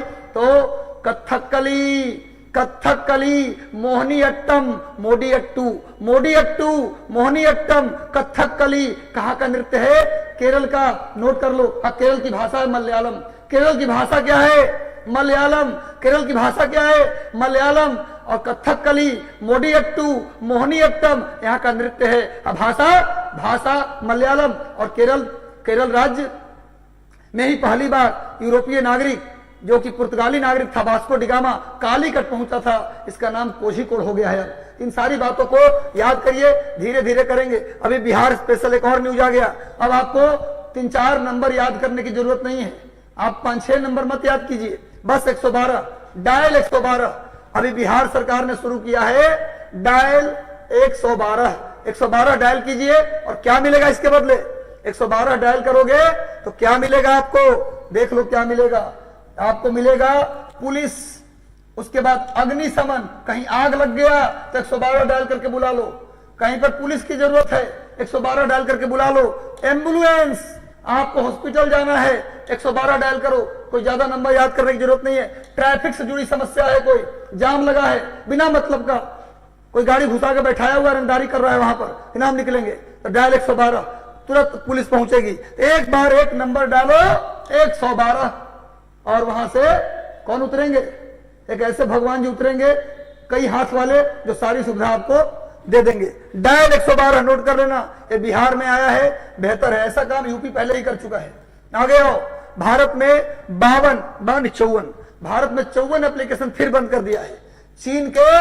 चीन के फ्री फायर से लेके टोटल कितने 54 एप्लीकेशन बंद हो गए। इंडिया में गूगल प्ले स्टोर से इन एप्लीकेशन को आप इंस्टॉल नहीं कर सकते। 54 एप्लीकेशन जिसमें फ्री फायर को भी क्या कर दिया गया? बंद। बढ़िया किया है, बच्चे इसी को लेकर फ्री फायर करते रहते थे, है ना? अच्छा किया है, बढ़िया किया है। हालांकि कोई बच्चा जुड़ा है तो बुरा मत मानना मेरे भाई। 1 स्कूल 1, हाँ बिल्कुल बिल्कुल सही नुसरत जहां, आप बिल्कुल सही बोल रहे हैं। मोहम्मद रहमान जी भी सही बोल रहे हैं, बिल्कुल। आशा कुमारी, नवाज जी, सभी लोग सही बोल रहे हैं। तो सेशन के साथ जुड़े रहें और सेशन को शेयर कर दें। तो देखो मेरे भाई, 54 एप्लीकेशन बैन किया है। इसमें फ्री फायर भी क्या हो गया? बैन हो गया। देखिए सामने मेरे फ्री फायर का चित्र दिया है, कुछ इस प्रकार का चित्र है भैया। इसको बैन कर दिया गया, बढ़िया हुआ, अच्छा हुआ। चलिए नेक्स्ट आते हैं। वैसे भी चाइनीज ऐसे भी छाए हुए हैं। 14 फरवरी 2022, कल ही तो था वैलेंटाइन डे, मनाया ना जी? वैलेंटाइन डे मनाया इसरो ने भी। इसरो ने मनाया वैलेंटाइन डे कौन सी करके? उपग्रह छोड़ के। वो देश के लिए क्या छोड़ा? उपग्रह EOS 04, याद है ना? PSLV C52 से कल सुबह ही EOS earth observation satellite 04 number का छोड़ा गया है PSLV C52 से। और बहुत लोग इसमें वैलेंटाइन भी मना रहे होंगे। अब पुलवामा में हमारे सैनिक देश की सेवा करते करते शहीद हो गए थे, इसका हमें दुख भी है, तकलीफ भी है। तो कल 14 फरवरी को मनाया गया है विश्व अंतरराष्ट्रीय मिर्गी दिवस। अंतरराष्ट्रीय मिर्गी दिवस आइए मनाया जाता है, जानते हो क्या? 14 को नहीं, हर एक फरवरी के दूसरा सप्ताह के सोमवार को, दूसरा सप्ताह का जिस दिन मंडे पड़ेगा, अरे भाई फरवरी महीने के सेकेंड वीक में जब भी मंडे पड़ जाए उस दिन मनाया जाता है क्या? विश्व मिर्गी दिवस, अंतरराष्ट्रीय मिर्गी दिवस। इस बार सोमवार कब पड़ा? इस बार मंडे कब पड़ा जी? आज मंगलवार है तो कल क्या था?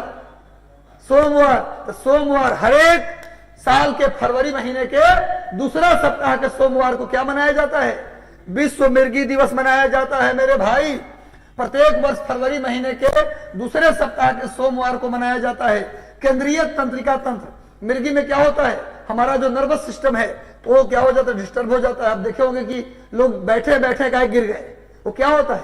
मिर्गी के लक्षण होते हैं। क्लियर है? इसका इलाज आप नेचुरल भी कर सकते हैं, नेचुरोपैथी से भी, और मेडिसिन से ज्यादा सही होता है आयुर्वेदिक और नेचुरल।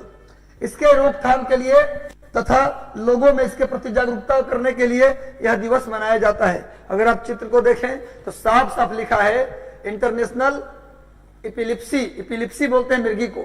इंटरनेशनल एपिलिप्सी डे, मिर्गी दिवस कब मनाया जाता है भाई? तो सेकेंड मंडे इन फरवरी, सेकेंड मंडे इन फरवरी महीने के दूसरे मंडे को क्या किया जाता है? मनाया जाता है क्या? एपिलिप्सी डे, मिर्गी दिवस, लोगों में जागरूकता फैलाने के लिए। अगला करंट देखते हैं भैया, राजस्थान के पोखरण में मरु उत्सव की शुरुआत हो गई है। मरुभूमि उत्सव एक राजस्थान के पोखरण में, पोखरण आप जानते हैं पाकिस्तान की सीमा पर है, पोखरण राजस्थान के थार मरुस्थल में है। कहां है मेरे भाई? थार मरुस्थल कहां है? भारत में ही है लेकिन पाकिस्तान के सीमा लगता है, पाकिस्तान के बाउंड्री लगता है।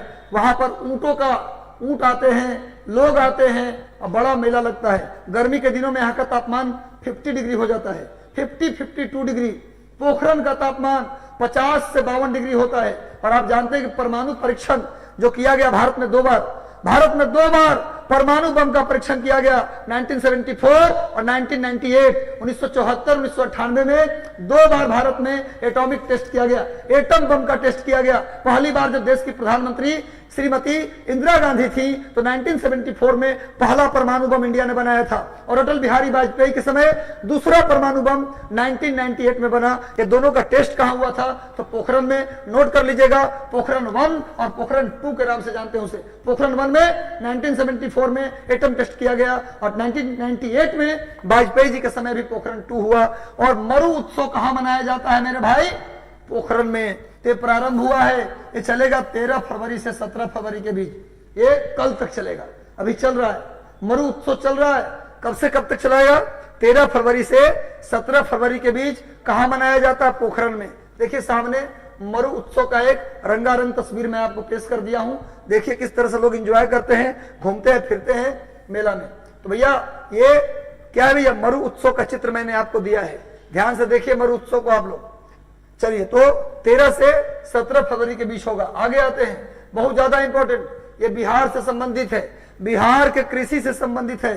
आप जानते हैं कि बिहार में कृषि के विकास के लिए श्री माननीय मुख्यमंत्री श्री नीतीश कुमार जी के द्वारा एक रोड मैप जारी किया गया था। पहला कृषि रोड मैप, दूसरा कृषि रोड मैप। वर्तमान में कौन सा कृषि रोड मैप चल रहा है? तीसरा।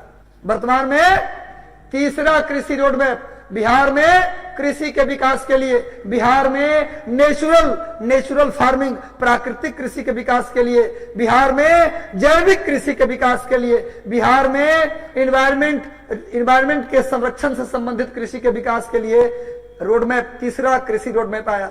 बिहार में अभी तक कितने कृषि रोड मैप आ चुके हैं? 3। बिहार में अभी तक कितने कृषि रोड मैप आ चुके हैं? 3, 1, 2 और 3। जो तीसरा कृषि रोड मैप है बिहार का, उसके कार्यकाल को 1 साल के लिए क्या कर दिया है? बढ़ा दिया गया है। नोट कर लो, बहुत इंपॉर्टेंट। बिहार सरकार ने अपने कृषि लक्ष्य की पूर्ति के लिए तीसरे कृषि रोड मैप में 1 वर्ष का विस्तार देने का फैसला किया है। पहले इसका कार्यकाल कब तक था? 2018 से 22 के लिए प्रारंभ किया गया था, लेकिन अब यह 2023 तक के लिए रहेगा। समझ में आ रहा है बात क्या बोल रहा हूं? पहले 18 से 22 तक के लिए शुरू किया गया था कृषि रोड मैप, लेकिन अब कब तक के लिए रहेगा? 2023 तक के लिए रहेगा। 1 वर्ष कार्यकाल बढ़ा दिया गया है। तीसरे कृषि रोड मैप की शुरुआत हरित कृषि मतलब ऐसी खेती जिसमें रासायनिक खाद का प्रयोग न किया जाए, बल्कि जैविक खाद, बायो फर्टिलाइजर का प्रयोग किया जाए। तो तीसरा कृषि रोड मैप में क्या था कि बायो फर्टिलाइजर का प्रयोग करेंगे। प्रत्येक थाली में, भारत के प्रत्येक राज्य के प्रत्येक थाली में एक बिहारी व्यंजन लाएंगे। तीसरा कृषि रोड मैप का क्या नारा था? तीसरा कृषि रोड मैप का क्या नारा था कि पूरे भारत के हर एक राज्य के व्यक्ति के थाली में, चाहे वो केरल का व्यक्ति हो, तमिलनाडु का व्यक्ति हो, अरुणाचल का व्यक्ति हो, गुजरात का व्यक्ति हो, पंजाब, हिमाचल या जम्मू कश्मीर का व्यक्ति हो, प्रत्येक की थाली में एक बिहारी व्यंजन परोसेंगे। एक बिहारी व्यंजन, बिहार का खाना रहेगा हर एक की थाली में। एक तीसरा कृषि रोड मैप का नारा था। और दूसरा हरित कृषि और जैविक कृषि इसका मेन फोकस था। और अभी जानते हैं इस तीसरा कृषि रोड मैप के तहत ही नीतीश कुमार जी ने पटना में, गंगा किनारे पटना में से लेकर भागलपुर के बीच एक बना रहे हैं बायो कॉरिडोर, जैविक कॉरिडोर बन रहा है। नोट कर लीजिए, तीसरा कृषि रोड मैप के तहत गंगा किनारे पटना से भागलपुर तक क्या बन रहा है?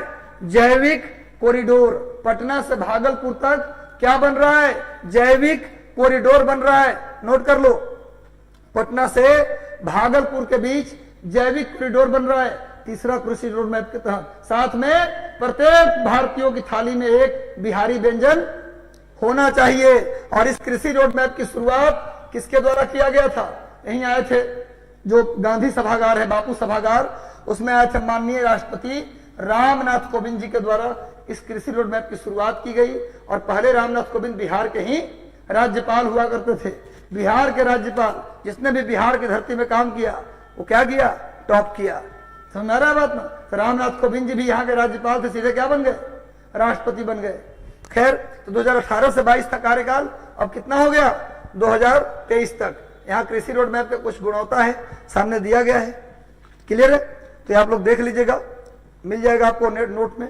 हमारा सपना है, देखो सामने लिखा है, सामने इसका नारा ही है, तीसरा कृषि रोड मैप का नारा जो मैं बताया।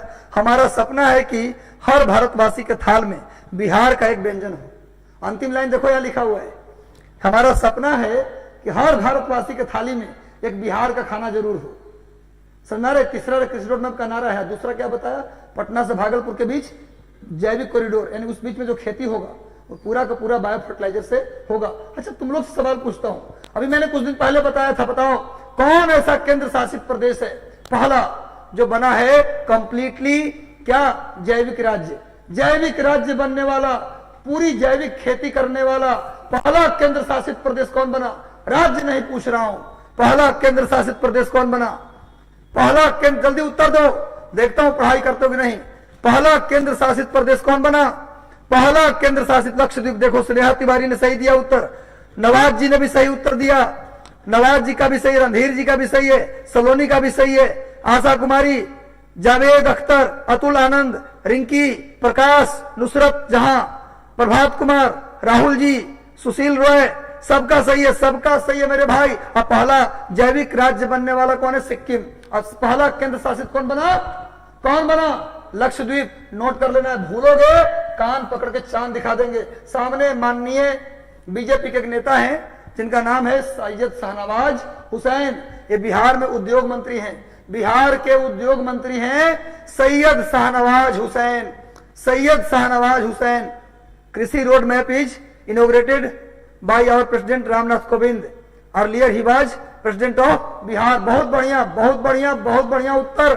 चलो भैया, बिहार के सबसे बड़ा औद्योगिक कॉरिडोर गया के डोभी में बनाया जा रहा है। NH2 पर गया के डोभी में उद्योग मंत्री, बिहार के उद्योग मंत्री शाहनवाज हुसैन जी ने यह घोषणा किया है कि 2000 करोड़ रुपए की लागत से, 2000 करोड़ रुपए की लागत से एक बिहार का, सबसे बड़ा बिहार का इंडस्ट्रियल कॉरिडोर बनेगा। यह लगेगा भैया 2000 करोड़ की लागत से। कहां बन रहा है? गया के डोभी में। गया के डोभी में बिहार का सबसे बड़ा इंडस्ट्रियल कॉरिडोर लगेगा। कहां लगेगा मेरे भाई? तो बिहार के डोभी में। नोट कर लो, कल हमने बताया था कल हमने बताया था कि शाहनवाज हुसैन जी ने मनोज तिवारी को ब्रांड एम्बेसडर बनाया है। किसका? मनोज तिवारी को। किसका ब्रांड एम्बेसडर? प्रकाश कुमार जोशी। स्वागत है भैया। चलो जल्दी से बताओ किनको? खादी का ब्रांड एम्बेसडर बने हैं। खादी का ब्रांड एम्बेसडर बने हैं कौन? मनोज तिवारी। और कल ही मैंने बताया था कि भैया गोपालगंज के सूता नदी में क्या किया गया है? इथेनॉल प्लांट लगाया गया है। ये सब बताया हूं, रिवीजन करते रहो, ये सब काम आएगा। उद्योग मंत्री और बीजेपी के वरिष्ठ नेता जो कभी वाजपेयी जी के काल में सिविल एविएशन मिनिस्टर भी थे। नागरिक उड्डयन मंत्री वर्तमान में कौन है? ज्योतिरादित्य सिंधिया। वर्तमान में कौन है? ज्योतिरादित्य सिंधिया। अब वाजपेयी की सरकार में नागरिक उड्डयन मंत्री कौन थे? सैयद शाहनवाज हुसैन। आज बिहार सरकार में उद्योग मंत्री हैं। इनके द्वारा बिहार के औद्योगिक क्षेत्र को ऊंचाई पर ले जाने की कोशिश की जा रही है। उसी ऊंचाई पर ले जाने के क्रम में औद्योगिक गलियारा, औद्योगिक इंडस्ट्रियल कॉरिडोर बनाया जा रहा है। औद्योगिक गलियारा बनाया जा रहा है डोभी में 2000 करोड़ की लागत से। नोट करिए, ये बिहार के उद्योग मंत्री हैं, काम आएगा आपको। नेक्स्ट आइए, इंटरनेशनल करंट है भैया। जून में होगा यहां पर नागरिक हवाई क्षेत्र में अनुमति देने वाला दुनिया का पहला देश इजराइल बन गया। जून को, अच्छा तारीख नहीं पता है। नागरिक हवाई क्षेत्र में अनुमति, आम नागरिक को अपने हवाई क्षेत्र में काम करने की अनुमति देने वाला पहला देश दुनिया का कौन बन गया? इजराइल। इजराइल अपने आम नागरिक को एविएशन क्षेत्र में काम करने का परमिशन देने वाला पहला दुनिया का देश कौन बन गया? ये इजराइल है। इजराइल की राजधानी यरूशलेम, सामने देखो लगा हुआ स्टार। इजराइल की राजधानी यरूशलेम है ये। और ये जो इजराइल में ये वाला हिस्सा है यही वेस्ट बैंक कहलाता है। यहाँ पर गोलन हाइट है। इजराइल और सीरिया के बाउंड्री पर, नोट कर लो, हमेशा एग्जाम में आता है गोलन हाइट कहाँ है? तो मिडिल ईस्ट में, मध्य पूर्व एशिया के सीरिया और इजराइल के सीमा पर। और इजराइल का जो पश्चिमी हिस्सा है वो वेस्ट बैंक है। यहाँ पर एक छोटा सा देख रहे हो गाजा है। ये क्या है भैया? गाजा स्ट्रिप, ये गाजा पट्टी है। यहाँ जो घेर दिया ये गाजा है, ये वेस्ट बैंक है। इसी को हम लोग फिलिस्तीन कहते हैं। वेस्ट बैंक को ही क्या बोलते हैं भैया? फिलिस्तीन। वेस्ट बैंक को ही बोलते हैं फिलिस्तीन। यह गोलन हाइट है जो इजराइल और सीरिया के सीमा पर है। इधर इजराइल है। ये पूरा कौन सा देश है भाई? ये पूरा कौन है? इजराइल है। इजराइल की राजधानी यरूशलेम। यहाँ पर भूमध्य सागर है, यहाँ पर इजिप्ट है, मिस्र है, यहाँ पर स्वेज नहर है, यहाँ पर स्वेज नहर, यहाँ पर लाल सागर है, यहाँ पर रेड सी है। तो दुनिया में पहला देश बन गया इजराइल जो अपने नागरिकों को हवाई क्षेत्र में क्या दिया है? अनुमति दिया है। नेक्स्ट आइए, अगला है कौशल और उद्यमिता विकास विश्वविद्यालय का निर्माण कर्नाटक राज्य में किया जा रहा है। कर्नाटक राज्य ने फैसला लिया है कि अपने राज्य का पहला कौशल और उद्यमिता विकास विश्वविद्यालय पहला है। पहला पूछा जाए कि अब किस राज्य ने अपने राज्य का पहला कौशल और उद्यमिता विकास विश्वविद्यालय की स्थापना की? कौन करने जा रहा है? कर्नाटक। कौशल और उद्यमिता विकास यानी कि skill and entrepreneur development university, ये खोलने जा रहा है कौन? कर्नाटक। कर्नाटक राज्य। और कर्नाटक की राजधानी कहाँ है मेरे भाई?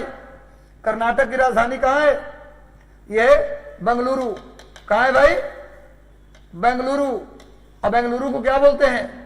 Silicon valley. सिलिकॉन वैली या garden city. Garden city. Bengaluru को सिलिकॉन वैली या गार्डन सिटी के नाम से जानते हैं। कर्नाटक में ही कोलार और हट्टी, ये दो खदान है। यहाँ क्या मिलता है? गोल्ड, सोना मिलता है। क्या मिलता है? गोल्ड मिलता है। और बेंगलुरु को सिलिकॉन वैली और उद्यान शहर के नाम से भी जानते हैं। तो भाई कर्नाटक राज्य का पहला कौशल उद्यमिता विकास विश्वविद्यालय की स्थापना की जा रही है, जिसका चित्र मैंने सामने दे दिया है। यही उसका वर्तमान में लोगो डेवलप किया गया है। नेक्स्ट आइए, अगला करंट, एक बुक है द क्रिसमस पिग, किताब का नाम है, हाल ही में लिखा गया है। हाल ही में एक किताब लिखी गई है द क्रिसमस पिग। पिग माने सुअर होता है जी। द क्रिसमस पिग, ये पुस्तक लिखा है जेके रॉलिंग। आपने सुना, नाम सुना होगा, जेके रॉलिंग नाम सुना है ना? Harry Potter. अरे हैरी पॉटर जो सीरीज आपने देखा है, हैरी पॉटर पर जो आपने सीरियल देखा है, हैरी पॉटर, ये भी किसका है? हैरी पॉटर के राइटर कौन है? जेके रोलिंग। हैरी पॉटर के राइटर कौन है? जेके रोलिंग। इन्होंने, जेके रोलिंग ने एक किताब भी लिखी हाल में जिसका नाम है द क्रिसमस पिग। उस किताब का नाम सामने दे दिया हूं, जेके रोलिंग, नोट कर लो, इन्हीं का है। हैरी पॉटर भी है, हैरी पॉटर भी किसने लिखा? जेके रोलिंग। और जेके रोलिंग का लिखा हुआ क्या है? The Christmas pig. देखो ये बुक है जो क्रिसमस पिग, ये लिखा है हैरी पॉटर सीरीज के लेखक जेके रोलिंग ने।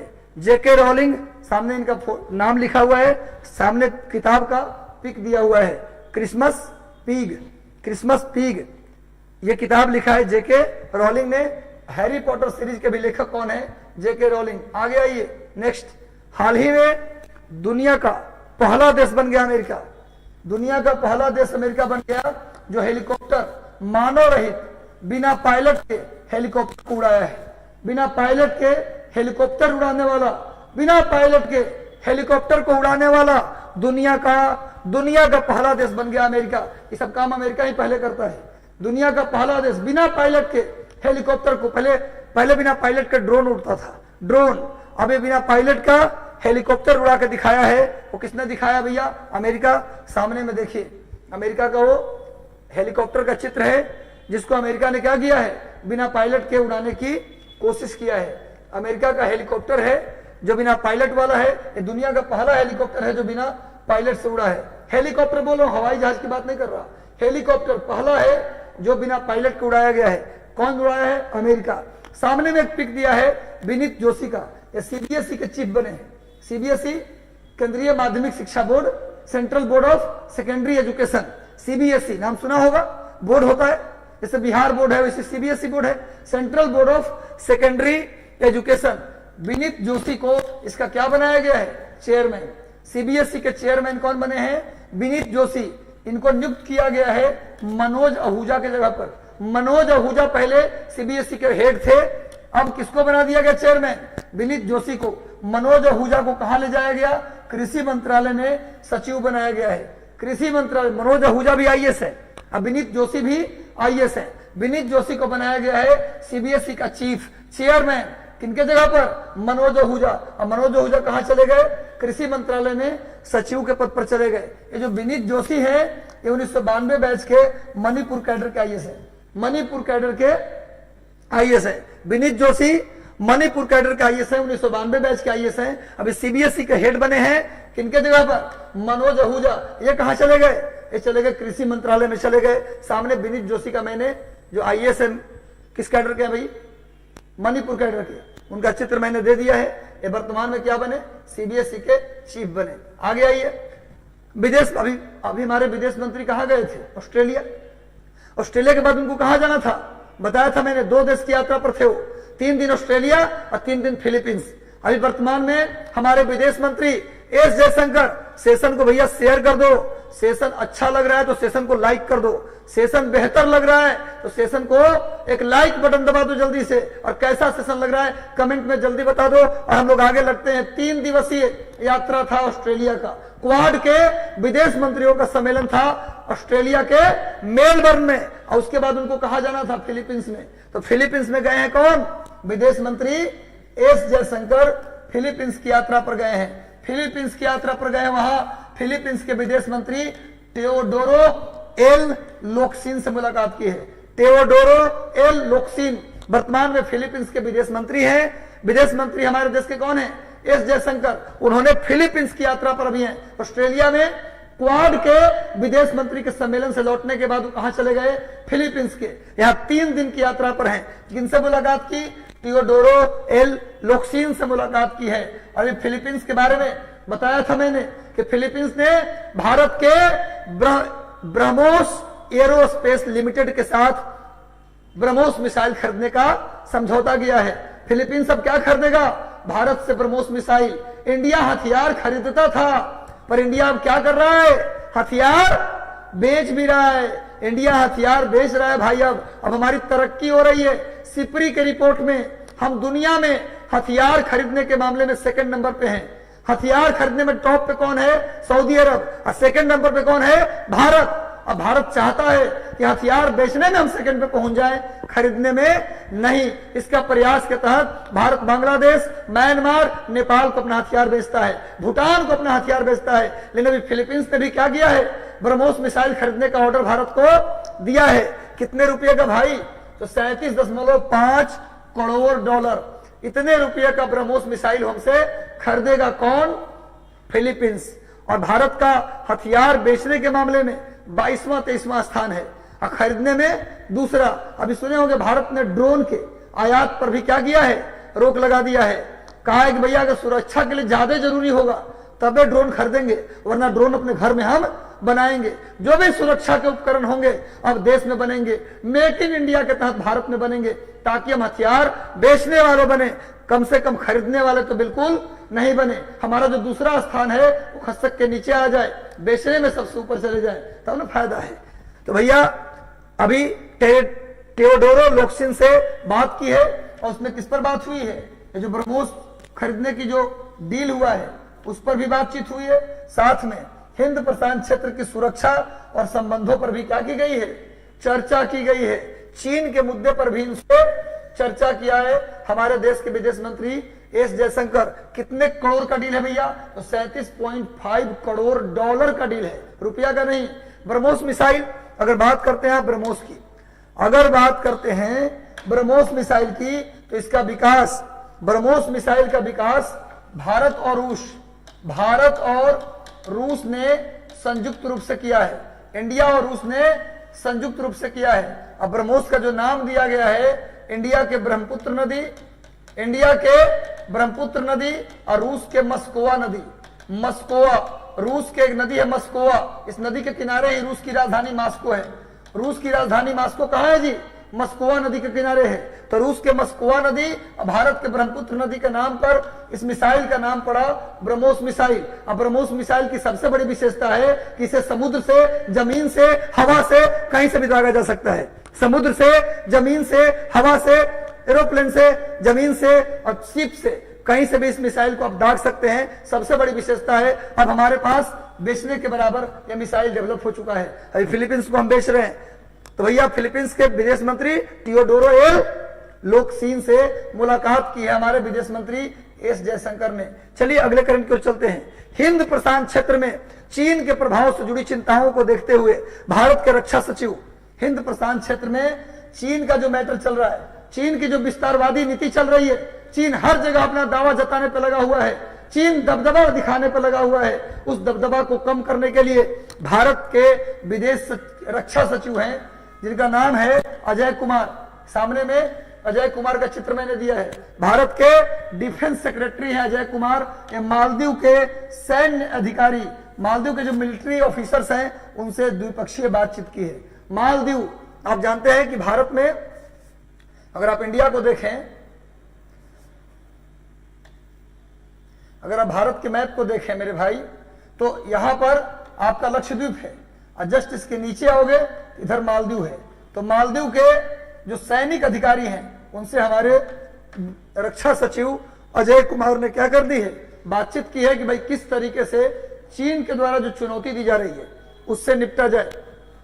देखो मालदीव जो है वो सार्क का मेंबर है, सार्क का मेंबर है और मालदीव की राजधानी है माले।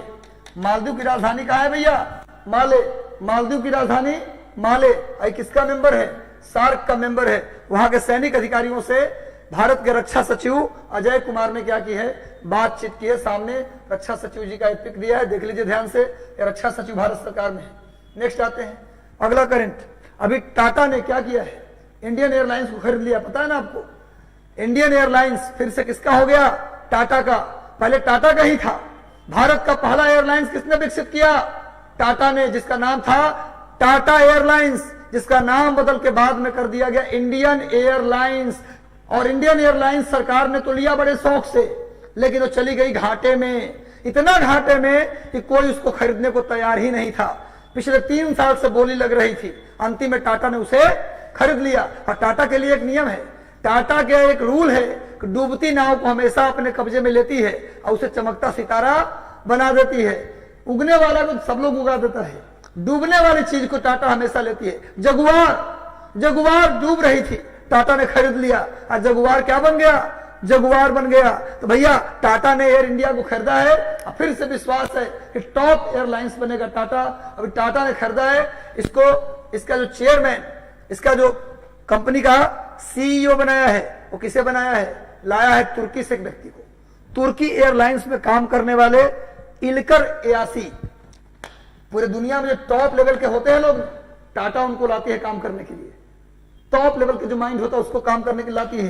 तो भैया तुर्की एयरलाइंस में काम करने वाले पूर्व चेयरमैन इल्कर एयासी को टाटा ने क्या किया है, एयर इंडिया का मुख्य कार्यपालक अधिकारी और एमडी, प्रबंध निदेशक, मैनेजिंग डायरेक्टर बनाया है। यानी कि सीईओ और एमडी बने हैं किसके, टाटा ने जो खरीदा है एयर इंडिया, उसके सीईओ और एमडी किसको बनाया है, एक अनुभवी व्यक्ति जो पहले तुर्की एयरलाइंस में काम कर चुके हैं, इल्कर एयासी, ताकि एयर इंडिया का जो डेवलपमेंट हो बहुत तेजी से हो, ये इनको बनाया गया है। देखो भाई सामने ये अयासी साहब बैठे हैं, ये तुर्की एयरलाइंस में पहले थे, इनको लाया गया है ताकि आप आगे बढ़ाएं इस एयरलाइंस को, जो लिए हैं कम से कम इज्जत रखिए उसका। चलिए भारत का पहला एयरलाइंस भी क्या था, टाटा एयरलाइंस, वही बाद में बन गया इंडियन एयरलाइंस। उसी के विमान को क्या बोलते थे, एयर इंडिया, उसी के विमान को एयर इंडिया।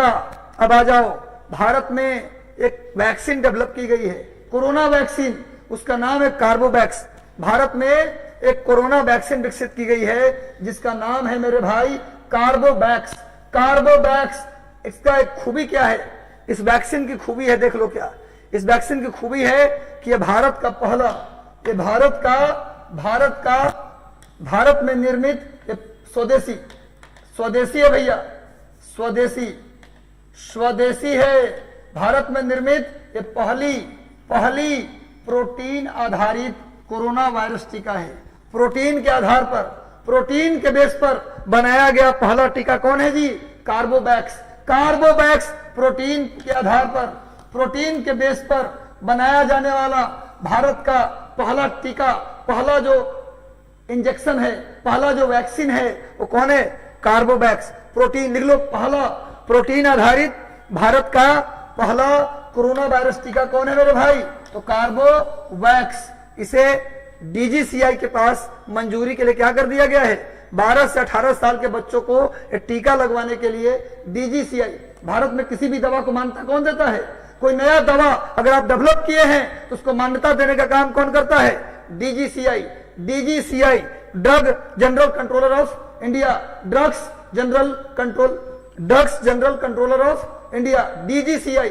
डीजीसीआई के द्वारा कोई भी दवाई को मान्यता मिलेगा, चाहे बाबा रामदेव का कोरोनिल हो या कोई भी हो, जब तक ये मान्यता नहीं देगा वो दवा बाजार में मान्यता प्राप्त नहीं होगा। तो कार्बोवैक्स जो कि पहला प्रोटीन आधारित भारत का पहला वैक्सीन, ये तो मेन जीके हो गया कार्बोवैक्स, उसको 12 से 18 साल के बच्चों को लगाने के लिए डीजीसीआई के पास क्या दिया गया है, एप्लीकेशन दिया गया है, अभी परमिशन नहीं मिला है। देखो ये वैक्सीन का फोटो मैंने दे दिया है, ये कार्बोवैक्स का चित्र है मेरे भाई, इसको 12 से 18 साल का भी परमिशन नहीं मिला है, अभी डीजीसीआई के पास एप्लीकेशन दिया गया है कि हमको इसको 12 से 18 साल को भी लगाने का अनुमति दिया जाए। नोट कर लो, प्रोटीन आधारित पहली स्वदेशी वैक्सीन कार्बोवैक्स, बहुत इंपॉर्टेंट। अभी बिहार में अटल पथ, आपने नाम सुना होगा, बिहार में अटल पथ पार्ट 2 के तहत बिहार के जो जयप्रकाश सेतु है, नाम सुना है जयप्रकाश सेतु, अरे गांधी सेतु के पैरेलल में जो दीघा को जोड़ता है, गांधी सेतु के पैरेलल में गंगा नदी पर पटना में जो दीघा को जोड़ने वाला एक नया पुल बना है, उसी को जयप्रकाश सेतु के नाम से जानते हैं। तो अटल पथ पार्ट 2 के तहत जयप्रकाश सेतु और दीघा के बीच 3 व्हीकल अंडरपास यानी वाहन अंडरपास बनाया जाएगा। इसका निर्णय लिया है बिहार सरकार ने। बिहार सरकार ने निर्णय लिया है कि दीघा और जयप्रकाश सेतु, दीघा और जयप्रकाश सेतु के बीच में अंडरपास बनाया जाएगा, व्हीकल अंडरपास। एकदम एक बार पुल से उतरिए और सीधे घुस जाइए जमीन के अंदर और सीधे निकलिए दीघा में। समझ में आ रहा है बात क्या बोल रहा हूं, समझ में आ रहा है क्या बोल रहा हूं मैं भाई। तो भैया दीघा और जयप्रकाश सेतु सामने में देखो, इस चित्र मैंने दे दिया है, जयप्रकाश सेतु और दीघा के बीच, गंगा नदी के बीच के ऊपर जयप्रकाश सेतु बना हुआ है और उसके बीच क्या बनाया जाएगा, क्या बनाया जाएगा? अंडरपास, व्हीकल अंडरपास बनाया जाएगा अटल पथ पार्ट 2 योजना के तहत। अटल पथ मेन योजना है, इसका पार्ट 1 था, इसके तहत अटल जयप्रकाश सेतु बनाया गया। अब पार्ट 2 के तहत क्या किया जाएगा? 3 व्हीकल अंडरपास बनाए जाएंगे। नेक्स्ट आइए, अगला करंट है भैया, ये नेशनल क्राइम रिकॉर्ड ब्यूरो का लिस्ट आ गया है। इससे लोग डरते हैं, बड़े बड़े नेता इस रिपोर्ट से डर जाते हैं।